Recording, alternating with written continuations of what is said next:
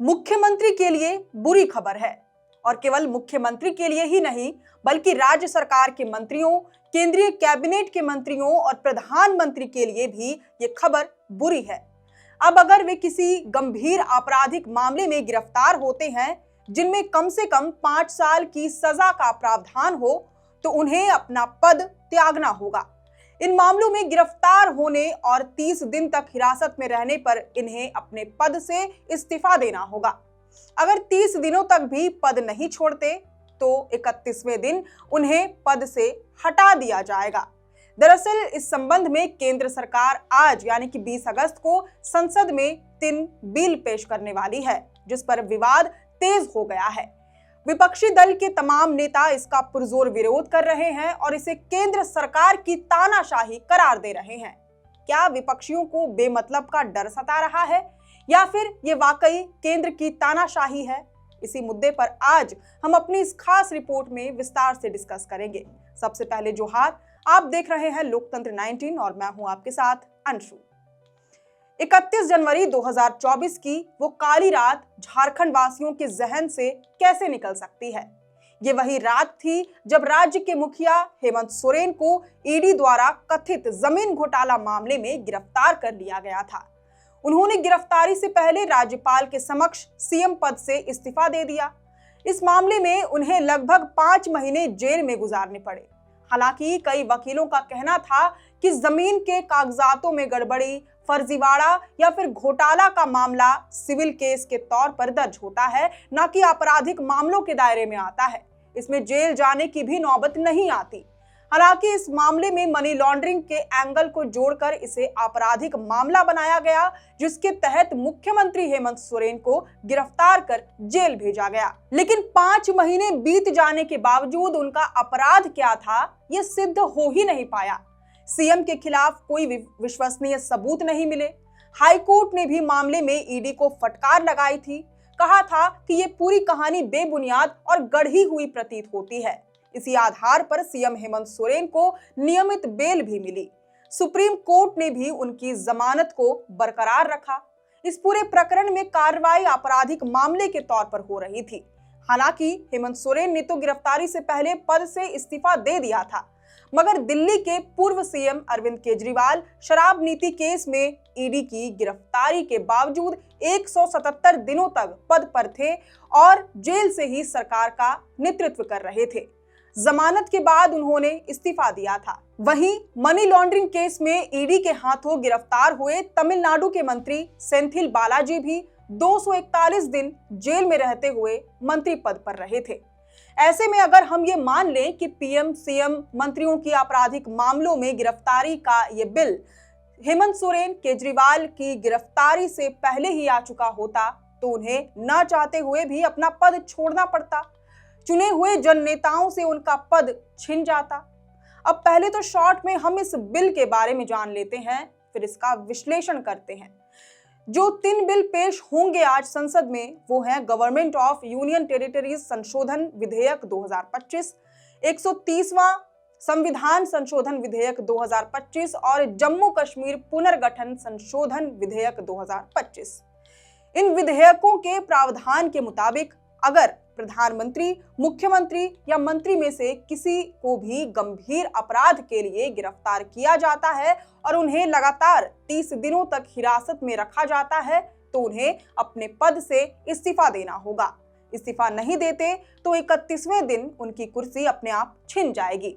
इसके दायरे में प्रधानमंत्री, केंद्रीय मंत्री, राज्यों और केंद्र शासित प्रदेशों के मुख्यमंत्री और मंत्री आएंगे।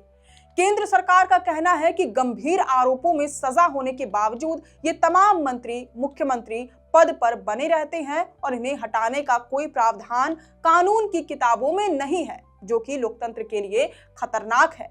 अभी तक कानून केवल उन जनप्रतिनिधियों को हटाने की व्यवस्था देता है जिन्हें दोषी ठहराया गया हो।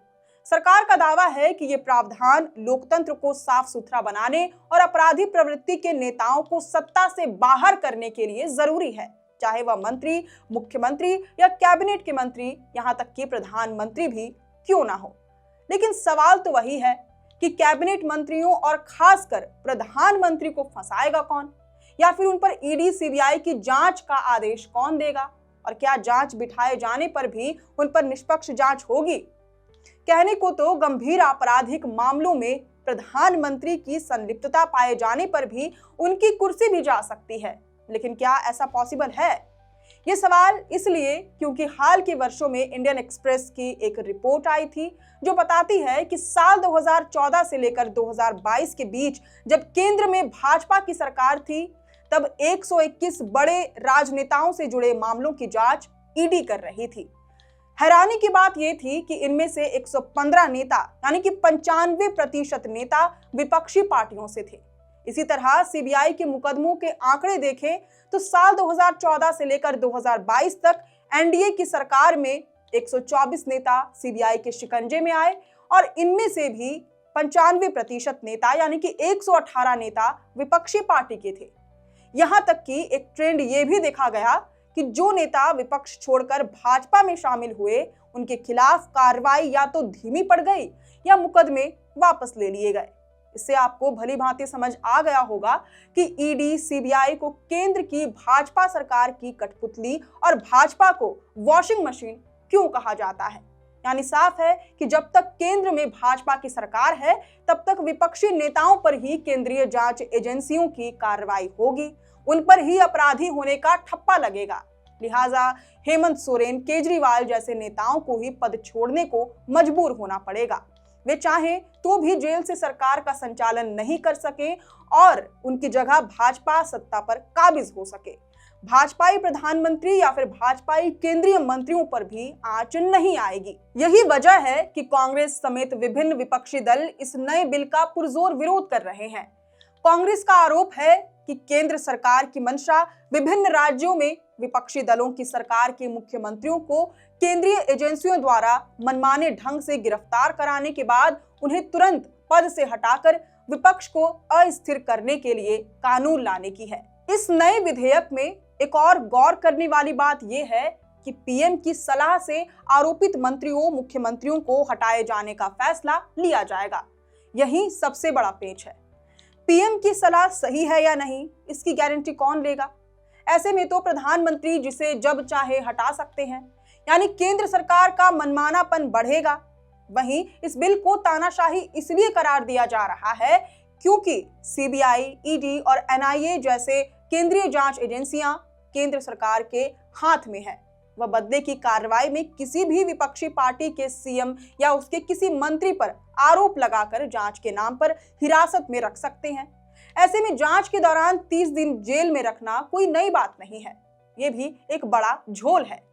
कुल मिलाकर इस बिल पर बहस ने सत्ता और विपक्ष की सोच में गहरी खाई को उजागर कर दिया है। खैर, अब इस पूरे विश्लेषणात्मक रिपोर्ट पर आपकी क्या राय है, ये हमें कमेंट करके जरूर बताएं।